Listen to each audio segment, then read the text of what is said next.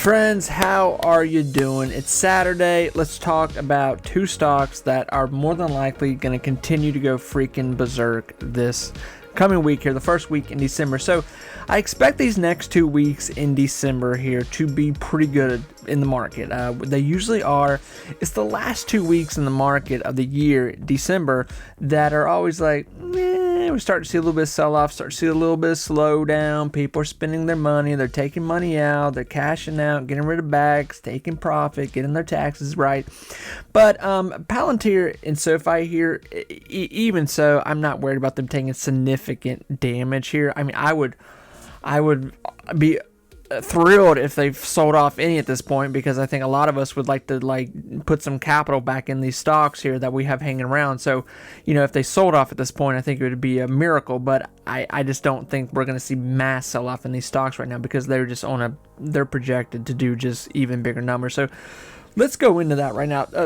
So right now, articles are coming out where they're just saying that Palantir is going to continue to just blow numbers away here, that it's just going to continue to be a rising stock. There's even one article came out here by an analyst, and I don't buy things off of articles, but I do think they're interesting. They kind of put you in the zeitgeist of what's going on out there in just the mainstream, these analysts. But one is even calling Palantir the new Oracle. It's like it's going to be the new Nvidia here coming 2025, and he even says by summer of 2025 here, mid 2025, that Palantir will hit $100. And I don't think that's an argument right there. I think that's a clear cut. Yes, that's going to happen.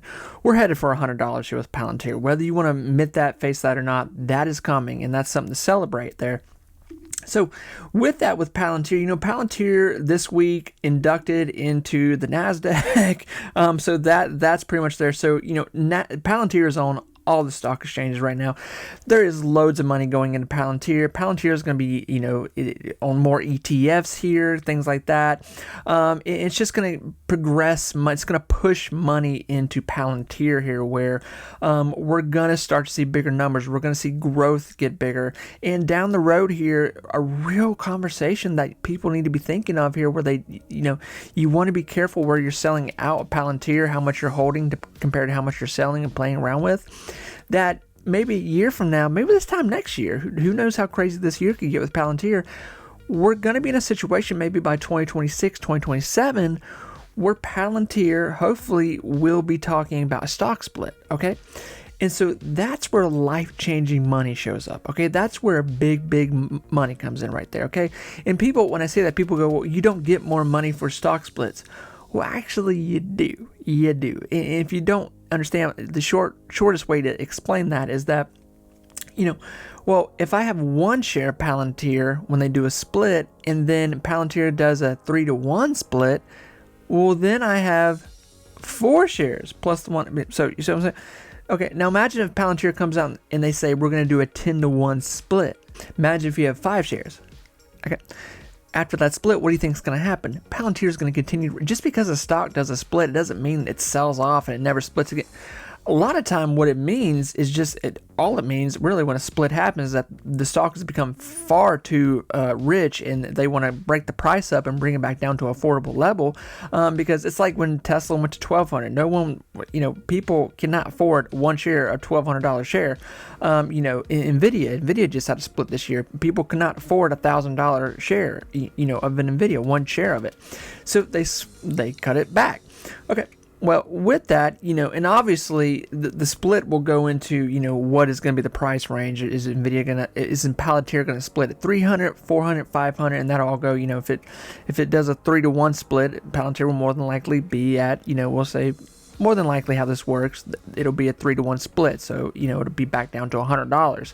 So once we get to $100 here with Palantir, these lower numbers that we're seeing below $100, you may not see them in the future. That's a very real argument right now. When's the last time recently that anyone in the stock market has seen Tesla at a double-digit number? There was a moment there back when we were, but it's been a while. Nvidia, we saw Nvidia at a 2-digit number here just for a moment. this year. After the stock split, a few weeks later, a month later, had a bad day. Boom, the market had a bad day, went down to that $91 range. Boom, everyone bought in. It was a feeding frenzy, and it just shot right back up. And it's going to continue. And a lot of people think that Nvidia is still going to sell off. I think that is ludicrous compared to what's happening. I mean, I think Nvidia is going to blow a lot of people away in 2025 with how it's going to grow. I think a lot of big investors are going to start to buy more Nvidia because they know it's guaranteed profit down the pipeline here, especially with the Blackwell chip coming up. Anyway, I don't want to talk about Nvidia there, but I could go on and on about all day there. I'm drinking the juice hard on Nvidia. But Palantir here. Palantir is still in a very affordable range for everyday investors. So this is why fractional shares I talk about are so important. And fractional shares are important because they're for the everyday investor, where if you can't afford a $70 share of Palantir, of course that's understandable. It's very, even $20. That's a lot for a share, okay? So how do you handle that situation? I mean, I did this, 8-9 years ago when I was getting into the market, but I still do it now, where I take $5, $10 a week and I put it in a stock. Now I'll do like 50. I put money in the market every week, in Roth IRAs, whatnot. But take $20, $50 here or there, and just start automatically leaving it. It leaves your bank account and goes straight into a stock. You can do that. It's very easy. You can do it. Robinhood has that. It's very good. Webull does it, but it's a little different on Webull. Webull's it's a little more technical. But Robinhood does allow that situation, so that's something I would definitely check out if you're really curious about fractional shares, where you don't even pay attention to it. You just set it up and it's there. Even if it's $3, I mean, $3, just put it into Palantir. I mean, you're looking at the next years here. You're not looking at what is this going to bring me in a few weeks. You're looking at what is this going to bring me down the road in my retirement here, because Palantir is going to continue to blow a lot of people away here. So, friends, I've talked so much about Palantir, but I think we're in a very real conversation right now where, especially going into 2025, we're about to see some even bigger growth here. I mean, now Palantir has broke these analysts at this point. I mean, we were not having these conversations 8 months ago. They were all saying that, I don't know if Palantir is going to go to 30. I don't think it can sustain 30 where it's at. Well, Palantir said, oh, well, look at these quarterlies. Boom, look at this deal. Boom, look at this quarterly. Boom, here's some news. And that progression is going to continue into 2025. There's no doubt about that is going to continue here. So it's a very dangerous place to say, like, I'm going to wait for Palantir to sell off. I would just look at Palantir as you're just trying to catch up in the race at this point. You're just trying to put what you can in it, okay? Especially when all of these big stock firms and these analysts are having to eat crow right now, and they're like, yeah, it's going to 100. It's probably going to go past 100. I mean, it's just the sky. It has no top right now. I mean, it's just running. It's a rocket ship headed for uncharted sectors in space. I mean, that's where Palantir is going right now. It has no competition to stop it. It's so far ahead in what it's doing. So this is why it's such an easy argument to say that Palantir can definitely hit $100 here within, 3 to 4 or 5 months. I mean, I don't think there's too many people that are disagreeing with that right now at this point, that comment. We could be at $80 by January when the market really gets. You think things have been crazy here? Wait towards the end of January when you know what's coming here.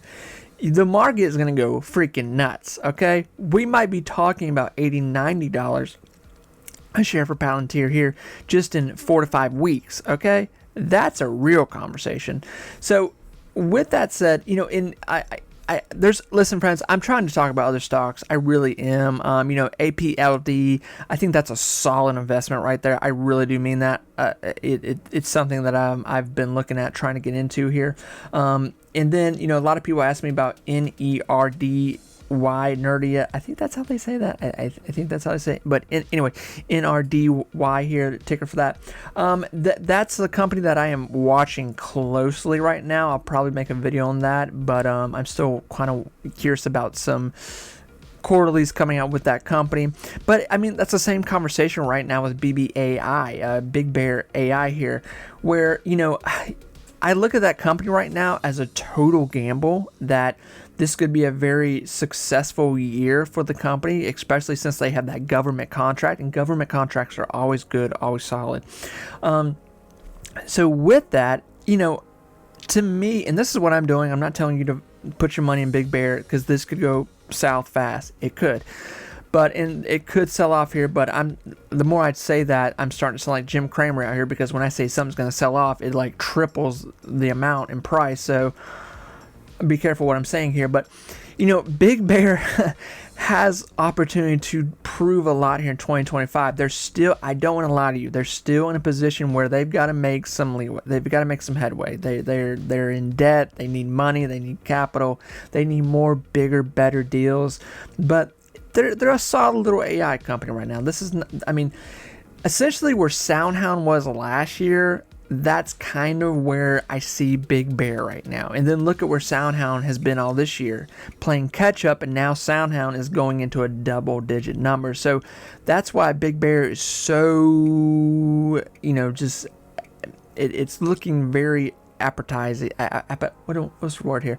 It's looking very nice. Okay, that's whatever I'm trying to say here. It's looking very delicious, because next year, if you're willing just to throw cap on it right now, it could do something. But it's still, it's a risky play. Okay, it's a risky play that you're counting on the company to do better this year. So with that too, let's go right into this other stock that some people might know about. Sofi. Okay, so Sofi, obviously, there's not a lot more I can say here. Sofi is on a trajectory right now where Sofi is looking for 20. Okay, then once we get to 20, Sofi is going to be looking for higher gains. Okay, the situation with Sofi is that by the time we get to 20 here, which more than likely could be these next 2 weeks, like I said, will probably be decent in the market. The last 2 weeks of the market, I could see pullback. I'm honestly hoping for pullback, for God's sakes. But before we get to January. But Sofi, it's a real argument. It's a real conversation that Sofi could be at $20 here within 5 weeks. This is that could happen. So I would be willing to bet the house on that conversation that Sofi could be at $20 here by January 20th. And you know what? And obviously the market won't be open that day, but something big will happen that day. So January 21st, I could see Sofi being at $20. I could see it being a little past $20. I feel very confident saying that just because I've seen how Sofi has reacted to the news that has happened here with President-elect, and he hasn't even sat his butt down in the office yet. And Sofi has already come out months ago before the election saying, hey, Sofi is looking for a Republican-led essentially cabinet right now for where they're going, and where Sofi knew that things were going to be focused on. These rate cuts, we'll see how they continue under Trump. Trump may completely do something different there. I don't know. Him and Jerome Powell are a little sketchy they're a little sketchy right now. So who knows? Okay. Some problems that are in the market. There are problems in the market, but the market does not care right now. Job reports terrible. Inflation slowly going back up. The CPI, all that kind of stuff, consumer reports, stuff like that, not great. Christmas, December, it'll be the end of January before we see reports on December here. November, who knows what's going to happen. But January will be good. Okay? So I could see Sofi running to $20 easy. After that, I think Sofi is going to find a grounding, and it could play anywhere from 18 to 25. Who knows, maybe more after that. But Sofi is getting very expensive very fast. And when Sofi wraps up these last quarterlies for 2024, they probably and most likely guaranteed bet your bottom dollar that they will be even better than their last earnings, which were their biggest earnings they have had. Not to mention Sofi could come out with more news here of another deal and just something to do for their customers, which are huge. Listen, I've said this before, but I encourage all of you, it costs you nothing. Make an account with Sofi. It's easy. You can make a bank account. You can do it on your phone. You can do it on the computer, whatever. It's easy. If you're an investor in Sofi, as soon as you open up an account with SoFi, a bank account, you will understand immediately, like, holy smokes, like this is like new. You'll understand why SoFi is also in the conversation as an AI company, why people have the argument that SoFi and their technology is so advanced. It's because they are. When you open a bank account with SoFi, you will immediately go like, these other banks are like Stone Age. Like, what am I doing over here? Bank of America, welfare. What am I doing over here? Look, SoFi will blow your mind. It will blow your mind. You literally, you can credit cards, loans, right there at your fingertips. You can buy stocks on your account. Right there you can buy. It's everything. It's unbelievable. You can use the card around the world, anywhere. This is a bank that is growing at a massive rate. That's why the stock is getting out of control. I don't think this is crazy to say, but I think by the summer of 2025, SoFi will be at a $35 to $45 stock. That is another bet that I would bet the house on. I would bet all my chips on that. That SoFi at this rate, especially these next two quarterlies coming up, wrap up the year and the new one getting into the new year here in 2025, which will probably come out somewhere, I imagine, January, February, March, April, May. It's probably somewhere around April. SoFi will start to push even more into the summer, and I could see SoFi definitely hitting 35, anywhere from $40 to $45. I think that's a big gonna happen here, and then somewhere we'll see where we're at with SoFi, but those numbers are coming. SoFi is not stopping. It has all the ammunition, it has all the soldiers, it has all the evidence, it has all the paperwork, it has everything it needs to win the battle at this point. It has everything. It has the investor confidence, it has the zeitgeist, it has the FOMO, everything. That's why it continues to go up. More than likely, we will be at 1750 by the end of the week next week. That is a real conversation here. Friends, listen, I wish all of you best of luck out there. It's Saturday. We'll talk more tomorrow, see what's going on here. Thank you so much once again. You guys keep giving me money. Thank you so much for doing that. I really appreciate that. I had to buy a drum set today for my child. So my autistic son, he is obsessed with drumming. So we got him a drum set, and thank you guys so much for donating money. This has been a really good year for me on YouTube. I have to be honest, I almost quit this channel a year or so ago, and I just kept going. I kept investing, I kept going, and I'm just glad I did, because this has been a complete outlet for me, and I've just enjoyed it, and I learned more. We all talk to each other, we all share, tips with each other, and to me, that's what investing is. That's what it is. You can't invest alone. It's hard to do this alone. We all give each other tips, we share companies with each other, and by the way, I do want to share one more thing with, what is that thing? There is a brand new ETF that everyone should look at right now. Crap, where is it? This one. I just put it in my Roth IRA, but I've started adding to it. It's brand new. This is crazy. But GRNY, ticker on that one. It's on Robinhood, it's on Webull, but it's only $20 right now. But it's going to grow fast. This has really good companies in it. But not only that, Tom Lee has spoken highly about this ETF right now. He's speaking very high about it right now. So check it out. It's going to grow fast. It doesn't have dividends attached to it yet, but it will soon.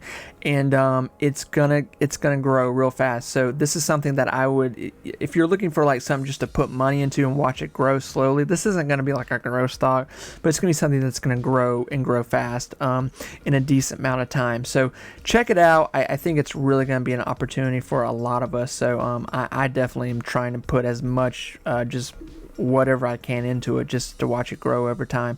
Friends, take care. I will talk to you soon. Bye, everyone.